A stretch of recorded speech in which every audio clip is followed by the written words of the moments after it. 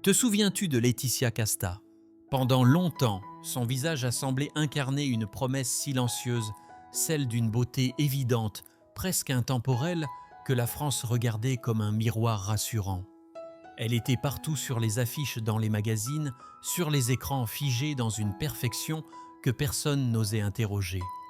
Mais derrière cette image immobile, il y avait une femme qui avançait sous le poids des regards, derrière des attentes, des comparaisons incessantes. À mesure que les années passaient, la lumière devenait plus crue, moins indulgente. Et ce que le public appelait admiration s'est parfois transformé en pression. Car être une icône, c'est aussi apprendre à survivre quand le mythe commence à se fissurer. Elle naît un matin de printemps dans une France encore loin de l'agitation des podiums et des plateaux de cinéma. Laetitia Casta grandit entre la Normandie et la Corse, dans un cadre familial qui n'a rien de spectaculaire mais qui forge très tôt son rapport au monde. Son père est fonctionnaire territorial, sa mère travaille dans l'administration. Rien ne prédestine cette enfant discrète à devenir un symbole national.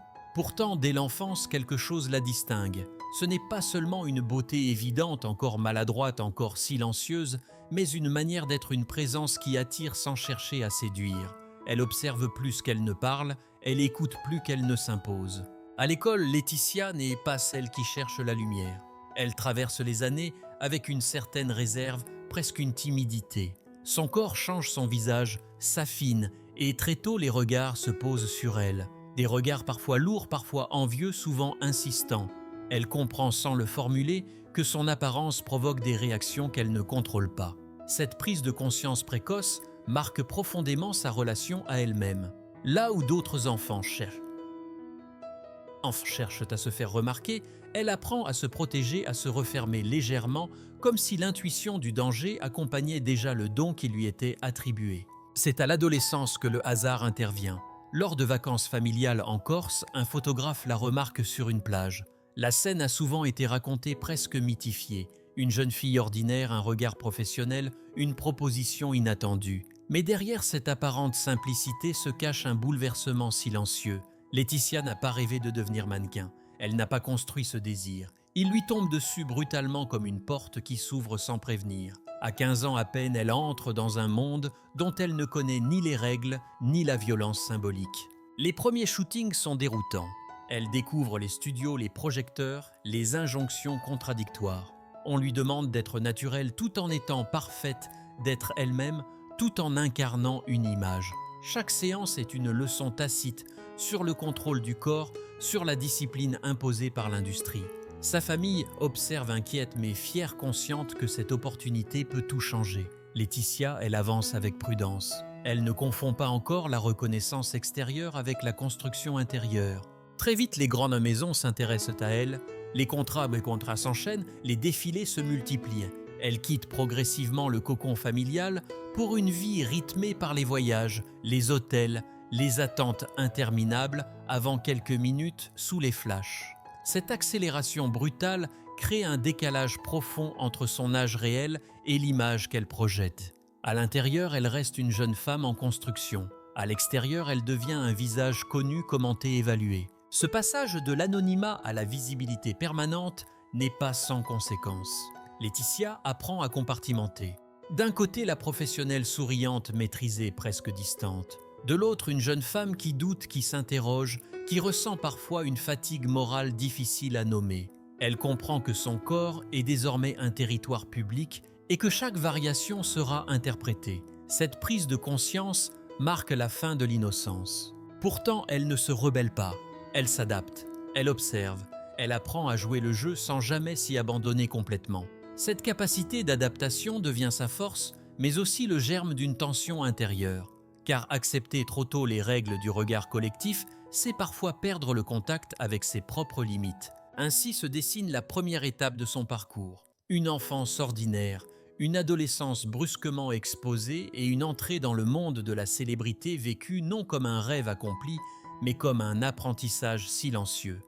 Déjà derrière les sourires figés, se construit une femme consciente que chaque lumière projette aussi une ombre. Les débuts professionnels de Laetitia Casta prennent rapidement une ampleur que peu de jeunes mannequins peuvent anticiper. À peine entrée dans l'industrie, Elle se retrouve propulsée au centre d'un système qui fonctionne à une vitesse implacable. Les castings s'enchaînent, les visages se croisent, les promesses aussi. Chaque rendez-vous est une épreuve silencieuse où il faut convaincre sans parler, séduire, sans s'exposer, trop exister, tout en se laissant modeler. Laetitia comprend très tôt que le monde de la mode ne récompense pas seulement la beauté, mais l'endurance psychologique. Elle devient l'une des figures montantes des années 90. Les grandes marques la choisissent pour incarner leur campagne, non seulement pour ses traits, mais pour ce mélange rare de douceur et de force qu'elle dégage à l'image. Elle apparaît dans les pages glacées des magazines internationaux, son nom commence à circuler au-delà des frontières françaises. Pourtant, derrière cette reconnaissance fulgurante, le rythme est éprouvant. Les journées s'étirent, les nuits sont courtes et la solitude accompagne souvent les déplacements constants. C'est à cette période que Laetitia découvre une vérité brutale, le succès n'offre aucun espace pour l'erreur. Chaque prise de poids, chaque fatigue visible, chaque hésitation devient matière à commentaires. Le regard des autres ne s'éteint jamais. Il suit, il compare, il juge. Elle apprend à se tenir droite, à masquer le doute derrière une posture maîtrisée. Cette discipline forge son professionnalisme, mais elle grignote aussi une part de spontanéité. En parallèle, le cinéma commence à s'intéresser à elle. Là encore, l'attente est double. On la veut crédible, mais on la soupçonne. Mannequin devenue actrice, l'étiquette est lourde à porter. Les premiers rôles sont scrutés avec sévérité. Laetitia doit prouver qu'elle n'est pas qu'un visage, qu'elle peut habiter un personnage, soutenir un regard, porter un silence. Elle accepte des rôles exigeants, parfois à contre-courant, consciente que chaque choix façonne sa légitimité future. Sur les plateaux, elle découvre une autre forme de pression. Ici, il ne s'agit plus seulement d'apparaître, mais de ressentir, de transmettre, de se mettre à nu émotionnellement. Ce passage du contrôle à l'exposition intérieure la déstabilise autant qu'il l'attire. Elle travaille, répète, observe les autres acteurs, cherche sa place sans faire de bruit. Son approche reste prudente, presque introspective. Elle refuse de se précipiter, même si l'industrie attend d'elle une ascension rapide. Cette période est aussi celle où sa vie personnelle commence à être scrutée. Les relations, les amitiés, les silences deviennent des sujets. La frontière entre l'espace public et l'intime s'amincit dangereusement. Laetitia ressent parfois une impression d'étouffement, comme si chaque succès venait avec une perte équivalente. Pourtant, elle continue, non par ambition aveugle, mais par une forme de responsabilité envers ce qu'elle a déjà construit. Elle devient progressivement une figure incontournable. Son image s'installe, se fige presque.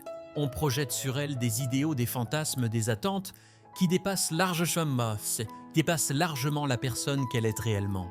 Ce décalage entre la femme et le symbole commence à s'élargir. Elle le perçoit sans toujours pouvoir le formuler.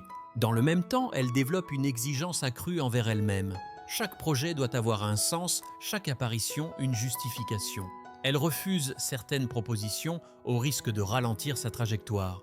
Ce choix discret mais déterminant révèle déjà une tension fondamentale. Laetitia Casta ne veut pas être uniquement regardée, elle veut exister selon ses propres termes. Ainsi, ses débuts professionnels ne sont pas seulement une success story éclatante.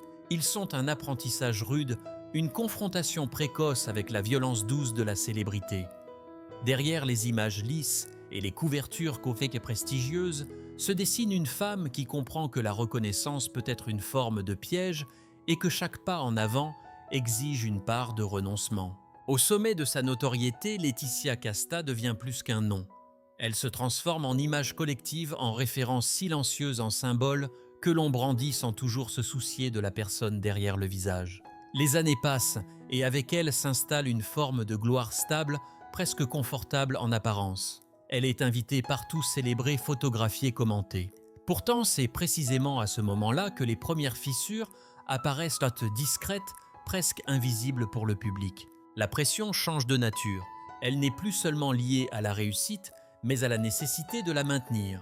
Chaque apparition est comparée à la précédente. Chaque rôle est évalué à l'aune de ce qu'elle a déjà incarné. Laetitia comprend qu'elle ne progresse plus seulement vers l'avant, mais qu'elle est désormais jugée en permanence par rapport à une image figée d'elle-même. Le mythe commence à se refermer comme une cage dorée. Dans les médias, le ton évolue subtilement. On ne parle plus uniquement de son talent ou de sa présence, mais de son âge, de son évolution physique, de ses choix personnels. Les articles deviennent plus intrusifs, les analyses plus cruelles. Ce qui était autrefois de l'admiration se mue parfois en exigence dévorante. Elle ressent ce glissement, cette attente tacite de perfection constante. Et cette attente ne laisse aucune place à la fatigue, au doute, à l'erreur. Sur le plan personnel, les équilibres deviennent fragiles. Les relations sont mises à l'épreuve par la surexposition. Aimer quand tout est observé devient un exercice périlleux. Laetitia tente de préserver des espaces de normalité, mais le regard extérieur s'infiltre partout. Même le silence est interprété. Chaque absence suscite des hypothèses, chaque discrétion devient suspecte. Cette perte progressive de contrôle sur sa propre narration l'atteint profondément. Professionnellement, elle se trouve à un carrefour. Continuer à incarner l'image que l'on attend d'elle ou risquer la rupture en explorant des rôles plus sombres, plus complexes, moins flatteurs. Elle choisit la seconde voie, consciente que ce choix peut troubler le public. Certains critiques saluent son audace, d'autres la jugent sévèrement. Ce tiraillement entre reconnaissance et incompréhension accentue son malaise intérieur. La notion de temps devient alors centrale. Chaque année qui passe est commentée, disséquée. Dans un milieu obsédé par la jeunesse, vieillir devient presque un acte de résistance. Laetitia ressent le poids de cette obsession collective. Elle sait que son corps est scruté comme un baromètre de sa valeur. Cette objectification permanente provoque une fatigue psychologique sourde, difficile à partager, sans être mal comprise. Les fissures ne sont pas spectaculaires.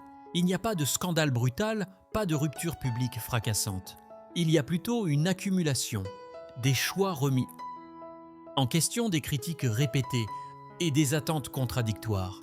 Elle commence à se retirer légèrement, à choisir avec plus de prudence ses apparitions. Ce mouvement, interprété par certains comme de la distance ou de l'arrogance, est en réalité un mécanisme de protection. À l'intérieur, le conflit s'intensifie. Comment rester fidèle à soi-même quand l'image publique exige une constance irréaliste? Comment continuer à créer sans se perdre dans le regard des autres? Laetitia ne verbalise pas toujours ses questions, mais elle oriente ses décisions. Elle comprend que le véritable danger n'est pas la critique, mais l'oubli de ses propres limites. Cette période marque un tournant silencieux. Le public voit encore la star, l'icône, la muse, mais derrière cette façade, une femme commence à se détacher du mythe qu'elle incarne. Les premières fissures ne sont pas visibles sur les photos, elles se logent dans les silences, dans les absences choisies, dans les regards moins assurés. C'est le moment où la gloire cesse d'être une promesse pour devenir une épreuve quotidienne. La chute n'arrive jamais comme un coup de tonnerre. Elle s'installe lentement, presque poliment dissimulée, derrière des mots mesurés et des sourires de façade. Pour Laetitia Casta, ce moment ne correspond pas à un scandale précis, ni à une disparition brutale des écrans, mais à une transformation du regard posé sur elle. Ce regard qui pendant des années l'avait porté commence à se faire plus distant, plus exigeant, parfois même soupçonneux. La presse ne célèbre plus, elle compare. Elle ne décrit plus, elle analyse. Chaque choix artistique devient prétexte à débat, chaque absence est interprétée comme un signe de déclin. Laetitia ressent cette évolution avec une lucidité douloureuse. Elle comprend que l'industrie ne pardonne pas à celles qui refusent de se conformer à une trajectoire attendue. Ne pas être là où l'on vous attend est perçu comme une faute. Sur le plan personnel, les tensions s'accumulent. Les relations affectives souffrent de cette pression constante. Construire une intimité stable devient difficile quand la notoriété infiltre chaque moment de la vie privée. Les séparations, les recompositions familiales, les choix de protection autour de ses enfants sont commentés, parfois jugés sans ménagement. Laetitia se retrouve face à un paradoxe cruel. Plus elle tente de préserver son intimité, plus celle-ci devient un objet de curiosité publique. La question de l'image corporelle s'impose avec une violence nouvelle. Les commentaires sur son apparence se multiplient, souvent déguisés en analyses esthétiques. Vieillir, changer, se transformer deviennent des sujets de discussion collective. Pour une femme dont le corps a été élevé au rang de symbole national, cette exposition est particulièrement éprouvante. Elle sent que ce qui faisait sa force est désormais utilisé comme une mesure de sa prétendue fragilité. Professionnellement, certaines portes se ferment sans être explicitement claquées. Les propositions se raréfient d'appendices pays ou changent de ou changent de nature. On lui offre moins de rôles centraux, plus de présence symbolique. Laetitia perçoit cette relégation progressive, subtile mais réelle. Elle refuse pourtant de se plier à une logique de survie médiatique. Elle ne multiplie pas les apparitions pour exister, elle choisit le retrait plutôt que la compromission. Ce retrait peut être mal interprété. Certains y voient une fuite, d'autres une incapacité à accepter le temps qui passe. Peu comprennent qu'il s'agit avant tout d'un acte de résistance. Résister à l'injonction de plaire à tout prix, résister à l'obligation de se justifier en permanence. Mais cette résistance a un coût. Le silence isole et l'isolement nourrit les fantasmes. À l'intérieur, la lutte est intense. Laetitia se confronte à des questions essentielles. Qui suis-je en dehors du regard des autres? Que reste-t-il quand l'image publique ne protège plus? Ces interrogations lourdes et intimes ne trouvent pas toujours de réponse immédiate. Elles s'inscrivent dans une période de doute profond où chaque certitude semble vaciller. La chute n'est donc pas un effondrement spectaculaire, mais une fatigue accumulée, une lassitude face à un système qui ne tolère ni la complexité ni la vulnérabilité. Laetitia Casta ne tombe pas parce qu'elle échoue, mais parce qu'elle refuse de se réduire à ce que l'on attend d'elle. Cette nuance essentielle échappe souvent au regard public. C'est dans cette zone grise entre reconnaissance persistante et mise à distance progressive que se joue l'un des moments les plus douloureux de son parcours. Un moment où la femme doit affronter non seulement le monde extérieur, mais aussi la perte d'une image qui l'a longtemps définie. Et c'est précisément là que commence la partie la plus invisible, la plus silencieuse et peut-être la plus éprouvante de son combat. Il existe une partie de l'histoire de Laetitia Casta que les caméras n'ont jamais vraiment su capter. Une zone silencieuse loin des tapis rouges où la pression ne se manifeste plus par des titres de presse, mais par une usure intérieure lente et profonde. C'est là que se joue la face cachée de son parcours, celle que la célébrité ne protège plus et que le mythe refuse d'admettre. Pendant des années, Laetitia a porté sur ses épaules bien plus qu'une carrière. Elle a porté une projection collective. Être la muse de la nation, ce n'est pas seulement être admiré, c'est être enfermé dans une idée figée de ce que l'on doit représenter. Chaque transformation devient suspecte. Chaque désir d'évolution est perçu comme une trahison. Cette pression constante finit par altérer le rapport à soi. Elle ne se regarde plus seulement dans un miroir, mais à travers le regard supposé des autres. La question du temps devient obsessionnelle, non pas par vanité, mais par fatigue. Dans un milieu où la jeunesse est célébrée comme une valeur suprême, vieillir est vécu comme une perte de légitimité. Pour une femme dont le corps a longtemps été sacralisé, cette réalité est d'une brutalité particulière. Laetitia ressent que son visage autrefois célébré devient un terrain de spéculation. Les rides réelles ou imaginées sont commentées comme des signes de déclin. Cette objectification prolongée crée une distance douloureuse entre ce qu'elle ressent et ce que l'on projette sur elle. À cette pression esthétique s'ajoute une solitude émotionnelle difficile à partager. La célébrité crée des relations asymétriques où la sincérité est constamment mise à l'épreuve. À qui parler sans être interprété, sans être trahi, sans être exposé? Laetitia apprend à se taire, à garder pour elle ce qui la fragilise, mais le silence loin d'apaiser accumule les tensions. Ce qui n'est pas dit s'imprime ailleurs dans le corps, dans l'humeur, dans une forme de retrait progressif du monde. La maternité qu'elle vit loin des projecteurs devient à la fois un refuge et une source de conflits intérieurs.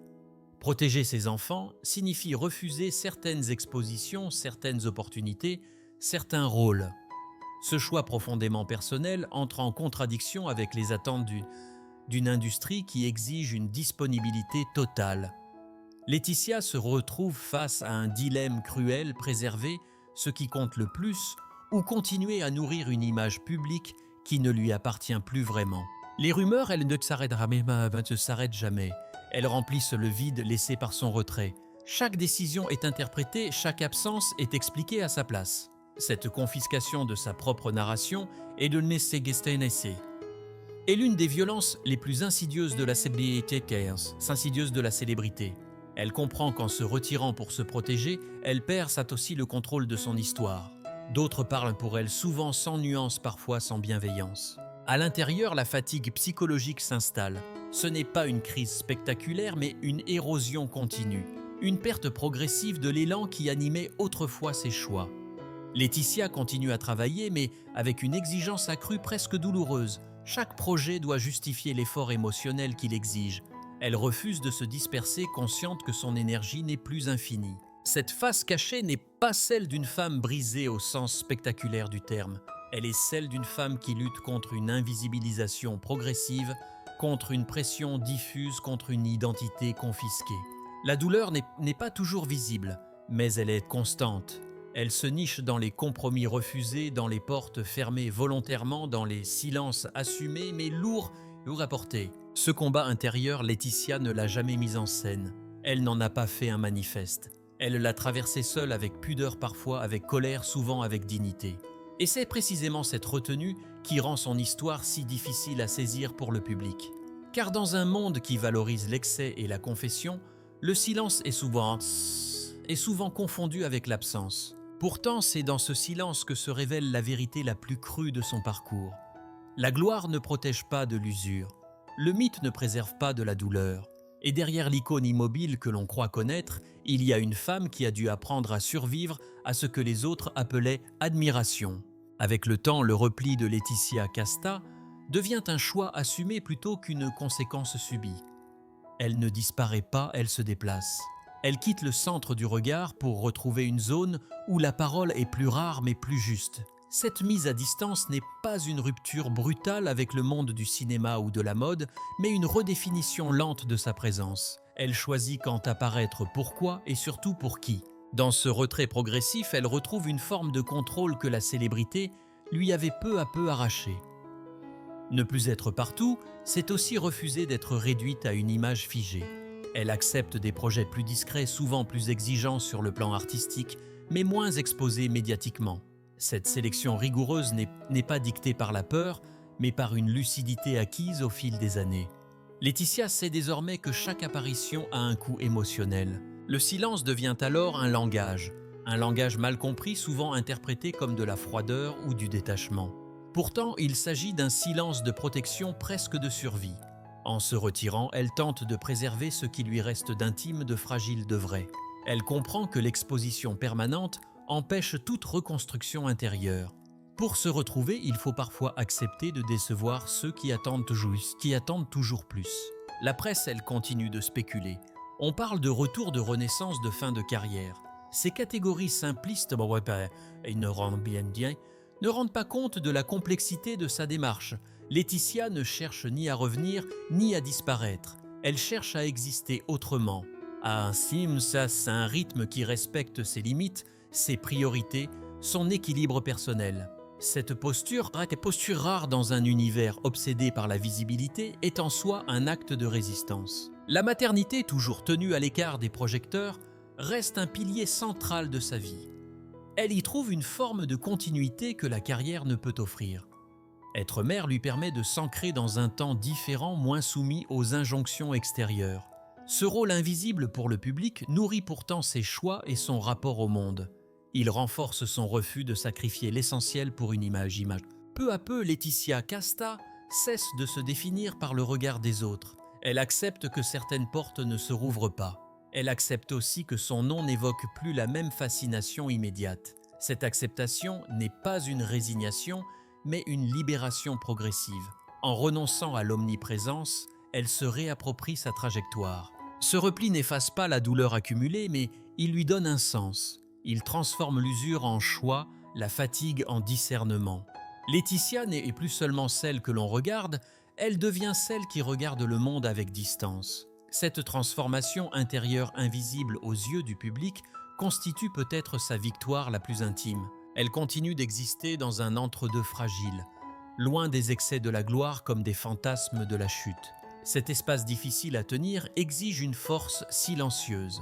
Et c'est dans cette discrétion que se dessine une autre forme de courage, moins spectaculaire mais profondément humaine. Aujourd'hui, l'héritage de Laetitia Casta ne se mesure plus uniquement en couverture de magazines ni en apparitions spectaculaires. Il se lit autrement dans la trace plus subtile qu'elle a laissée dans l'imaginaire collectif français. Elle demeure une figure de référence non pas figée dans une époque, mais traversée par le temps avec ses contradictions, ses renoncements et ses choix assumés. Son parcours interroge profondément la manière dont une société fabrique puis consomme ses icônes. Laetitia a incarné un idéal de beauté nationale à un moment précis de l'histoire culturelle française. Mais en refusant de rester prisonnière de cet idéal, elle a révélé la violence silencieuse qui accompagne ce type de glorification. Son histoire montre que la reconnaissance publique n'est jamais neutre et qu'elle exige souvent un sacrifice intérieur que peu sont prêts à reconnaître. Elle n'a pas cherché à réécrire son récit pour séduire à nouveau. Elle n'a pas livré de confessions spectaculaires ni transformé ses blessures en stratégie médiatique. Cette retenue dans un monde saturé de discours et d'images est devenue en soi un message. Elle rappelle que certaines luttes n'ont pas vocation à être exposées et que la dignité peut aussi se trouver dans le refus de se justifier. Laetitia Casta reste ainsi une figure paradoxale, à la fois omniprésente dans la mémoire collective et volontairement discrète dans le présent, à la fois symbole et femme image et chair. Son héritage ne réside pas seulement dans ce qu'elle a montré, mais dans ce qu'elle a choisi de préserver. En se retirant partiellement, elle a ouvert un espace de réflexion sur le droit au vieillissement, au silence à la complexité. Son histoire pose une question essentielle qui dépasse largement sa personne. Que reste-t-il quand l'image s'efface? Que devient une femme quand elle cesse d'être un symbole? Dans le cas de Laetitia Casta, la réponse n'est ni tragique ni triomphante. Elle est humaine. Elle parle d'une reconstruction lente d'un rapport au monde réajusté, d'un équilibre fragile mais choisi. En observant son parcours, on comprend que le véritable courage n'est pas toujours dans l'exposition, mais parfois dans le retrait. Que la force ne se manifeste pas seulement par la conquête, mais aussi par la capacité à dire non. Et que certaines victoires les plus profondes ne laissent aucune trace visible. Laetitia Casta n'était plus seulement la muse que la France a admirée. Elle est devenue le témoignage vivant d'une pression que peu d'icônes parviennent à nommer et d'une liberté que peu osent réellement prendre. Son histoire, loin d'être celle d'une chute définitive, est celle d'un déplacement intérieur, un rappel discret que derrière chaque image célébrée, il y a une vie qui mérite d'être vécue selon ses propres termes.